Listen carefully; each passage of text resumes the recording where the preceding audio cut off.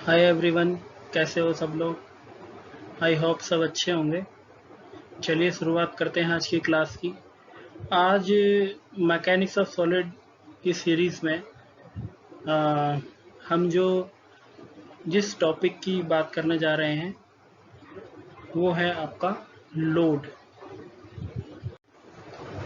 Load होता क्या है? लोड बेसिकली लोड क्या है? लोड एक तरीके का फोर्स है। क्या है? लोड है एक तरीके का फोर्स।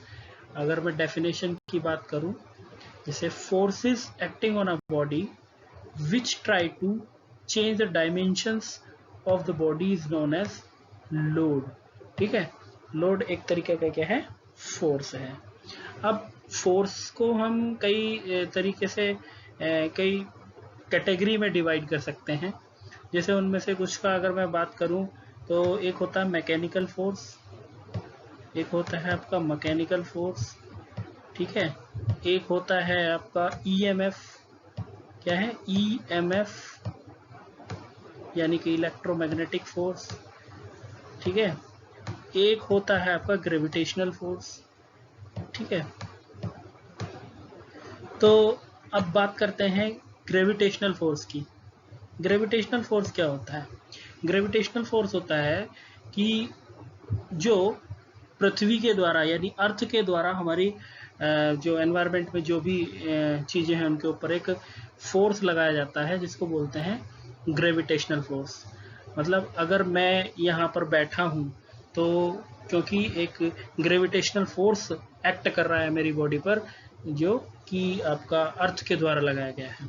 अगर मैं एक हाइट पर जंप भी करूँ यहाँ से तो वापस नीचे आ जाऊँगा, तो वो किसके कारण हो रहा है? ग्रेविटेशनल फोर्स के कारण आ रहा है। ये कह सकते हैं एक तरीके का अननोन फोर्स है वो, जो हर एक थिंग पर जो भी एनवायरनमेंट में है उस पर एक्ट करता है। ठीक है, एक ईएमएफ होता है इलेक्ट्रोमैग्नेटिक फोर्स, यानी मैग्नेटिक फील्ड के अंदर जो भी पार्टिकल्स मूव करते रहते हैं उन पे भी एक फोर्स वर्क करता है, जो क्या करता है? उन पार्टिकल्स को अट्रैक्ट करने की कोशिश करता है। उसी तरीके से अब बात करते हैं मैकेनिकल फोर्स। मैकेनिकल फोर्स में क्या होता है? मैकेनिकल फोर्स में हम किसी चीज को फिजिकली पुश करते हैं, इसको कहते हैं हम मैकेनिकल फोर्स। देखो, ये सारी चीजें बताने का मतलब ये है कि जो ग्रेविटेशनल फोर्स है आपका, ग्रेविटेशनल फोर्स या आपका ईएमएफ है, इसमें हमें कोई फिजिकल कांटेक्ट की जरूरत नहीं होती है, और मैकेनिकल फोर्स में हमें फिजिकल कांटेक्ट की ज़रूरत होती है। तो ये वाला जो मैकेनिकल फोर्स है यही आपका क्या है? लोड है। क्या है? लोड है। अब बात करते हैं इसके टाइप्स की, कितने तरीके का होता है। बेस सबसे पहले बात करते हैं इसके सरफेस लोड की। सरफेस लोड क्या होता है? मान लीजिए कि कोई बॉडी है,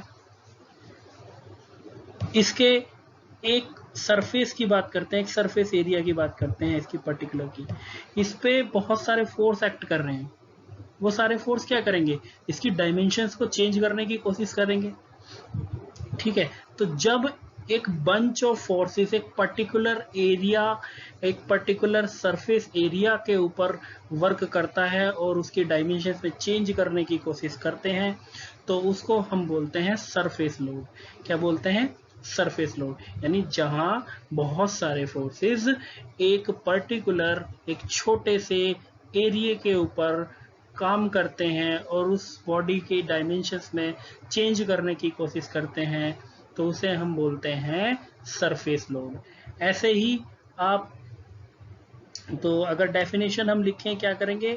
when a bunch of forces acting on a body on a particular surface area of the body known as surface load. ठीक है, तो आई होप ये समझ में आया होगा आपको।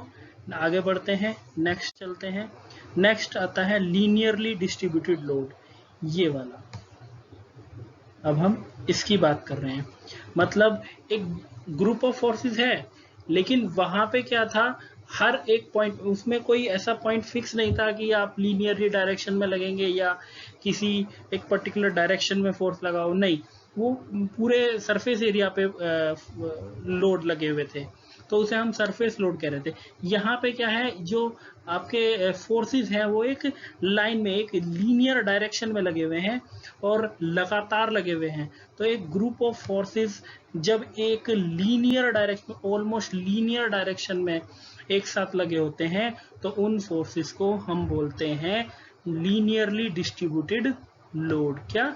Linearly distributed load when a group of forces acting on a particular length of a body known as linearly distributed load।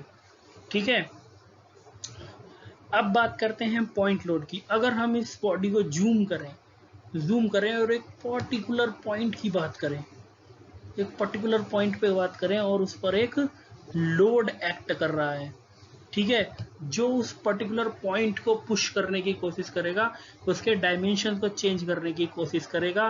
तो जब एक पर्टिकुलर पॉइंट पर कोई लोड काम, ये कोई फोर्स काम कर रहा हो, तो उस पर्टिकुलर फोर्स को हम क्या नाम देते हैं? उसको नाम देते हैं हम पॉइंट लोड। ठीक है, ये आपका गलत हो गया है, ठीक है, इसको सही कर लेना। ये क्या है आपका? Point load. पॉइंट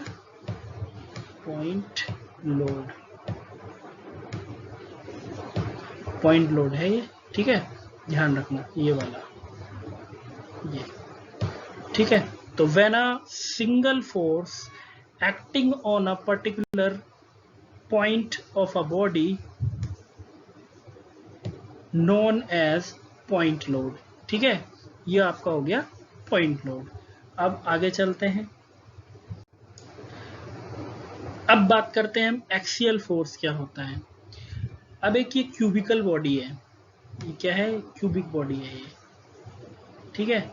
आप सब जानते हो कि क्यूबिक बॉडी में 3 एक्सिस होते हैं, एक ये एक्सिस हो गया, यानी ये वाई एक्सिस हो गया, ये आपका एक्स एक्सिस हो गया, ठीक है, और ये आपका जेड एक्सिस हो गया।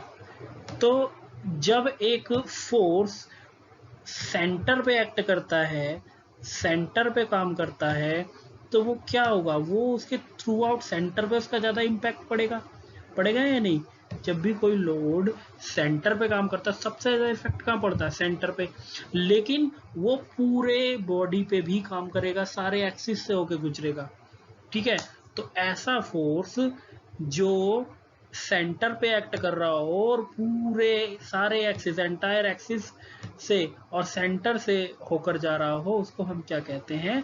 एक्सियल लोड कहते हैं। When a force passing through entire axis और centre of the body known as axial load. अब बात करते हैं हम एसेंट्रिक लोड की। एसेंट्रिक लोड क्या होता है?